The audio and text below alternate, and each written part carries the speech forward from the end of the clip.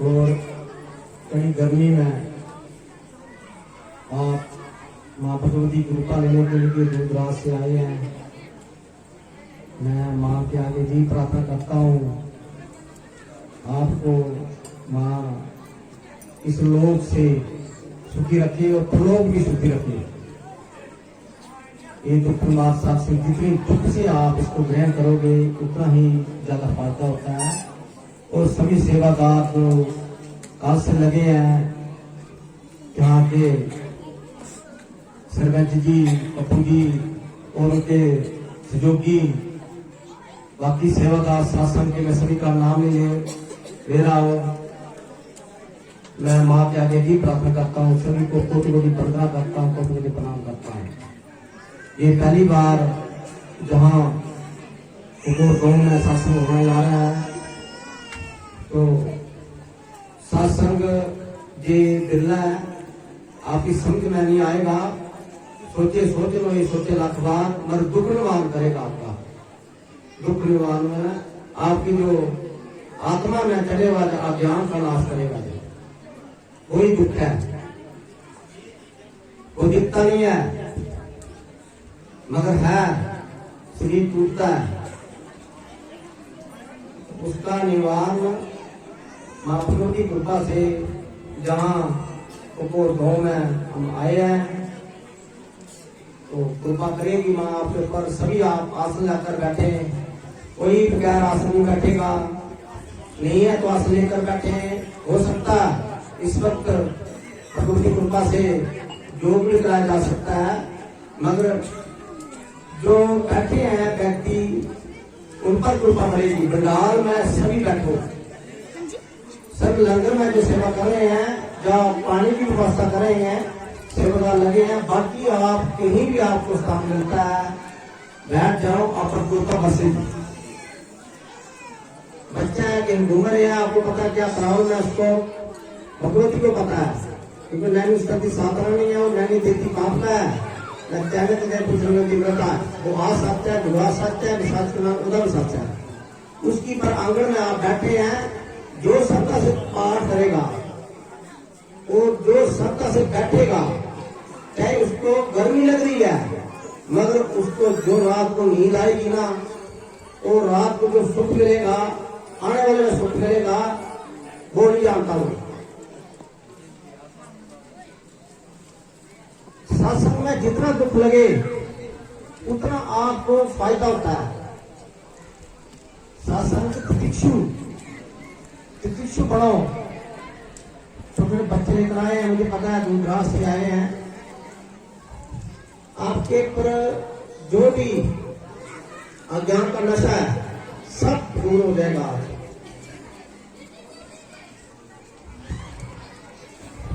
तो एक भाग्य होता है, उसको बोलते हैं तकदीर।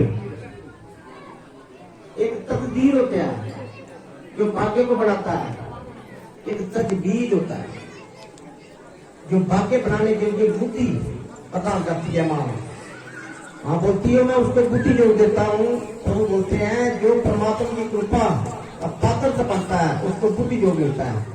बाकी हर व्यक्ति संसार में काम कर रहा, जो कुछ भी कर रहे हैं वो अपने शरीर को पालने के लिए कर रहे हैं, आत्मा के लिए नहीं कर रहे हैं। तो आत्मा के लिए सत्संग है। शरीर को अन्न की जरूरत है, ऐसे आत्मा को सत्संग की जरूरत है। तो सत्संग लोग दिल्ली सुनते हैं, तो इसका फायदा दिखता नहीं है, मगर इसका फायदा है। जो दिखता है वो नाशमान है, जो दिखता नहीं है वो शाश्वत है। मगर आजकल व्यक्ति जो दिखता है उसकी तरफ चलता है, जो दिखता नहीं है उसकी तरफ नहीं चलता है। सत्संग का जो फायदा है ये दिखता नहीं है, मगर लौकिक रूप से आपका शरीर का फायदा देता है। और लौकिक रूप से आप अगला जन्म इस सत्संग के आधार पर होगा। उसको बोलते हैं तकदीर। तो भाग्य का निर्माता, जो भाग्य बनाता है, जो पुरुषार्थ है, जो निर्माण है।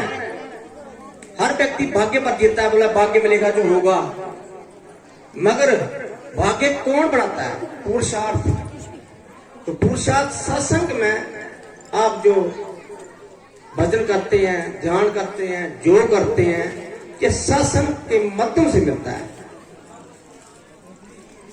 सत्संग की एक ऐसी कला है जो पापों का नाश करता है, रोगों का नाश करता है। सत्संग में दियो आप पाठ जो भक्त देते हैं, उस पाठ को आपने करना है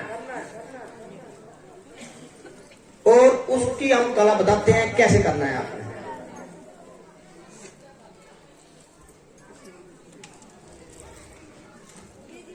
दुख हर व्यक्ति को है, कोई सुखी नहीं है।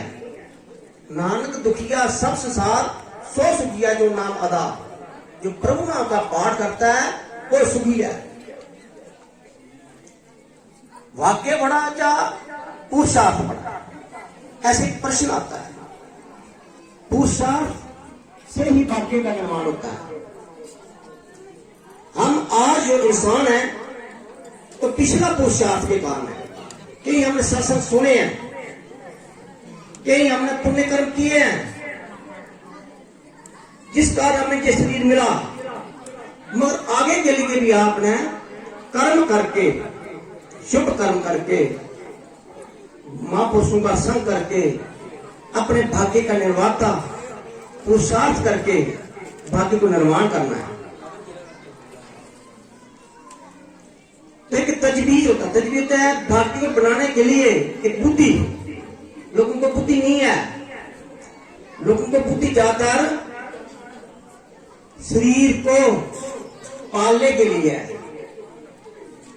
हम विद्या पढ़ते हैं, लौकिक विद्या, MA B.Ed करते हैं, किस लिए करते हैं? नौकरी मिल जाए। नौकरी किस लिए मिलनी? कि हमें पैसा मिले। पैसा किस लिए? इस शरीर को चलाने लिए हम बड़े बड़े बंगले बनाए हैं।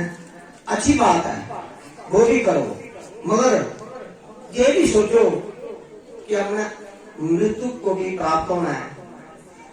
उसके लिए भी सोचना चाहिए कि वो सत्य है, मृत्यु अटल है। मृत्यु करानी है तो वो है सत्संग।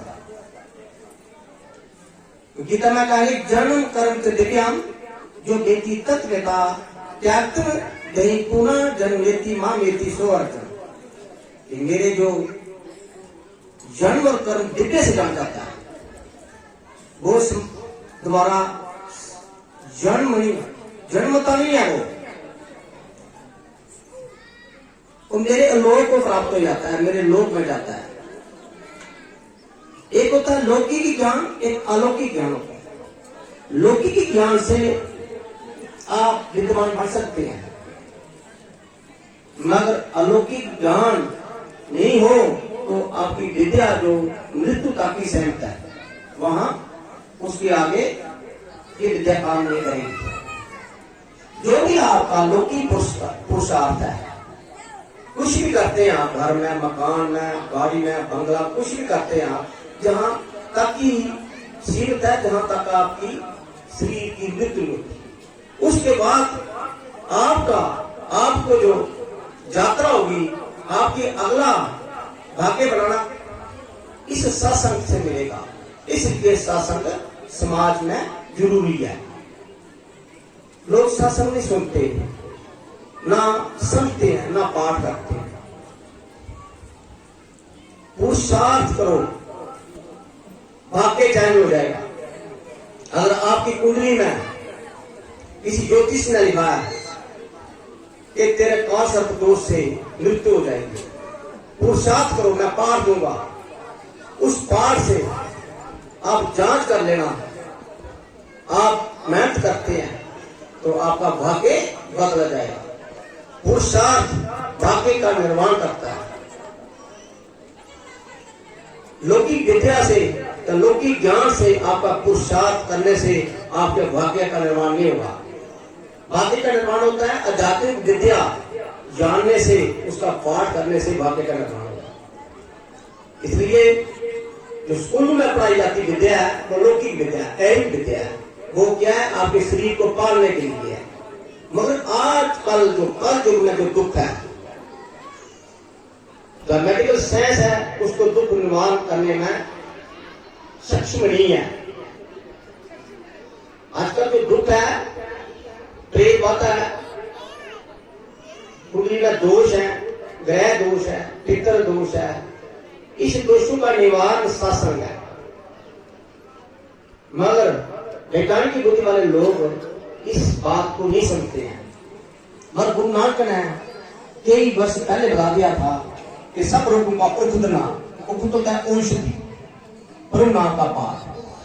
जो प्रभु नाम का पाठ करता है उसको उस पाठ की औषधि लगती है, तो जन्म के पाप भस्म हो जाते हैं, उसके जन्म जन्म के कर्म भस्म हो जाते हैं और बहुत सुखी हो जाता है। मैं बोल देता हूं आपको सुखी के लिए एक मंत्र देता हूं, वो मंत्र के प्रभाव से आप ठीक हो जाते हैं। मगर उसी मंत्र के प्रभाव से आपके घर में लक्ष्मी भी आएगी।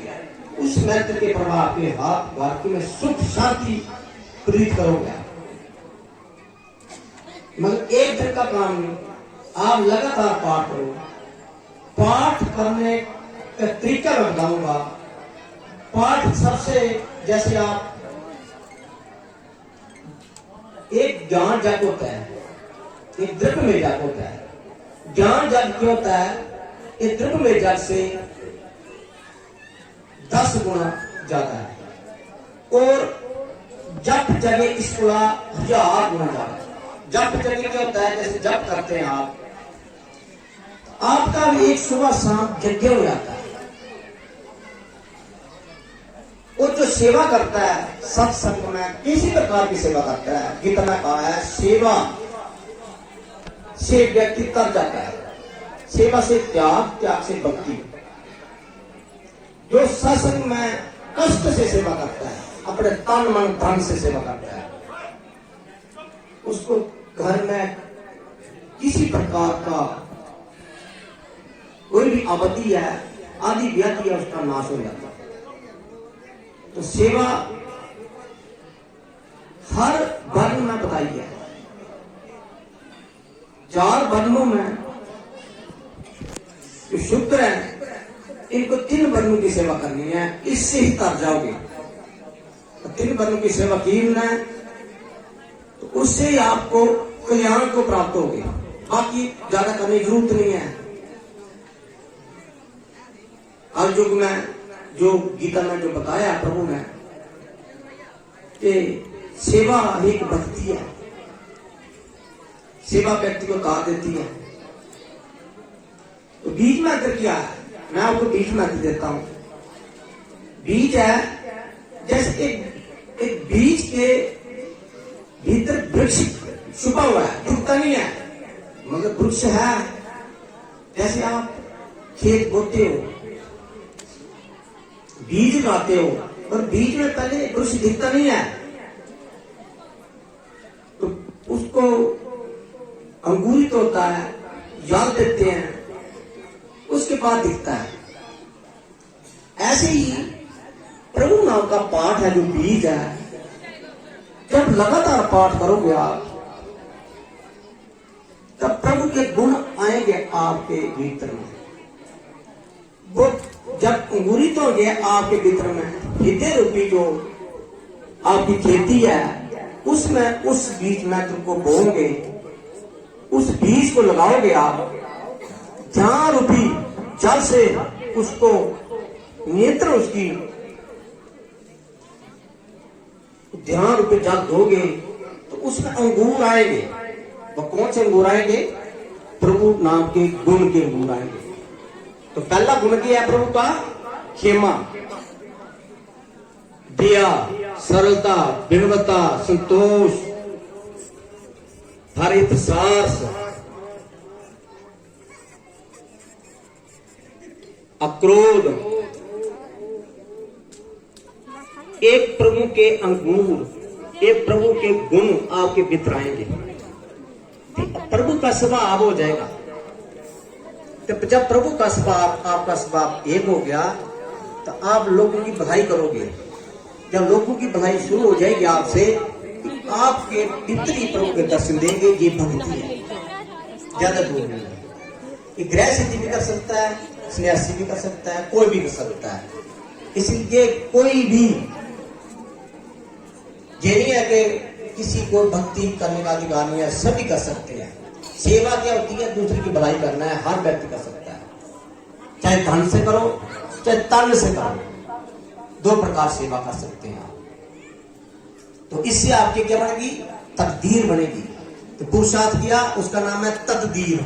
ये पुरुषार्थ, पुरुषार्थ हर व्यक्ति को करना है अपने जीवन को तारने के लिए। कोई किसी के साथ नहीं जाता, सब रिश्तेदार झुआए रह जाते हैं। ये मृत्यु तक सहमत है, मृत्यु के बाद आपके साथ कोई नहीं जाएगा, ये आपके कर्म जाएंगे। इसलिए गीता में कहा है, कर्म प्रधान विश्व कर राखे, जैसे करके पैसे कल जाते। इसलिए इस शासन में आपके कर्म काटे जाते हैं। कर्म 3 प्रकार के हैं। एक क्रियामान कर्म, जो आप बैठे हैं सुबह से शाम तक कर्म करते हैं, उसका नाम है क्रियामान कर्म। क्रियामान कर्म के बाद एक जब करते हैं तो उसको क्या आता है? संचित हो जाता है। संचित होता है जमा, संचित कर्म, फिर उसका प्रारंभ कर्म। एक एग्जाम्पल देता हूं कि जैसे आप खेती बोते हैं तो वो क्रियामान कर्म है। जब पानी देते हैं, 1 साल 10 महीने मेहनत करते हैं, तो उसमें गेहूं आता है। जैसे अभी गेहूं होगी, अभी लगाई, अभी आपने कणक,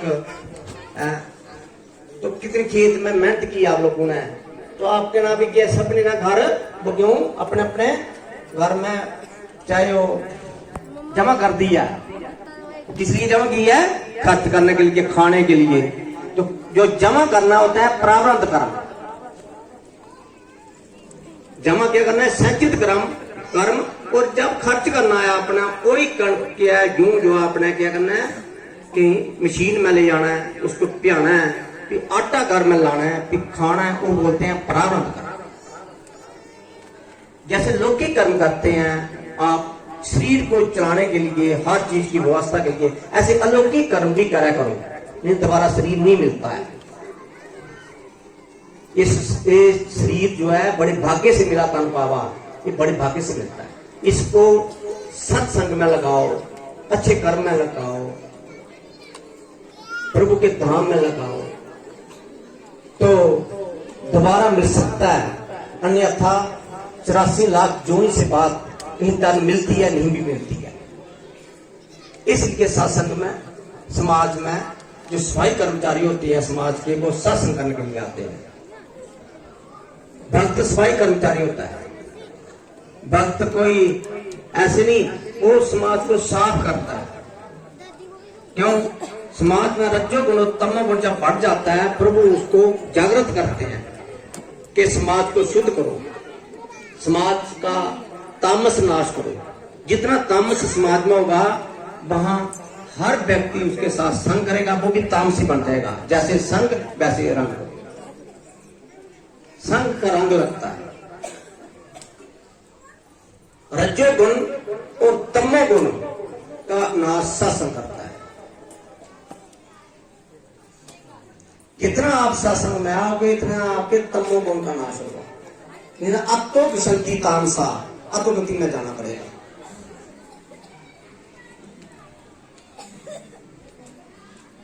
कुछ लोग कर्मकांड को ही प्रभुत्व मान लेते हैं। कर्मकांड एक प्रभुत्व नहीं है, कर्मकांड अलग चीज है, एक ज्ञान है। ज्ञान में की स्मृति में आता है, उसको अक्षय फल की प्राप्ति होती है। तो सबसे पहले आपने जो पाठ करना है,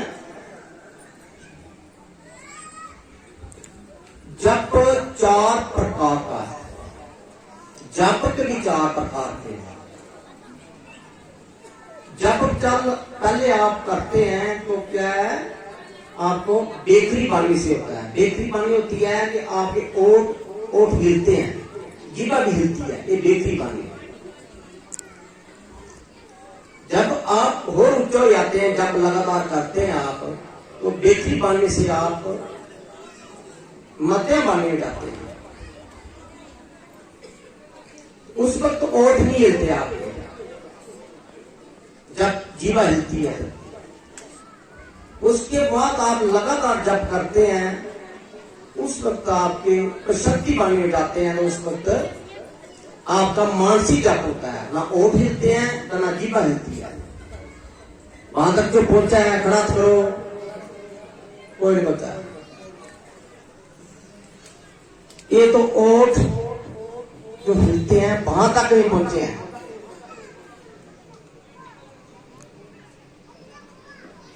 जप भी 4 प्रकार है, जप भी 4 प्रकार है। जब आपके मानसिक जप होगा ना, फिर आपको आनंद आएगा। हमारे शरीर में 5 कोष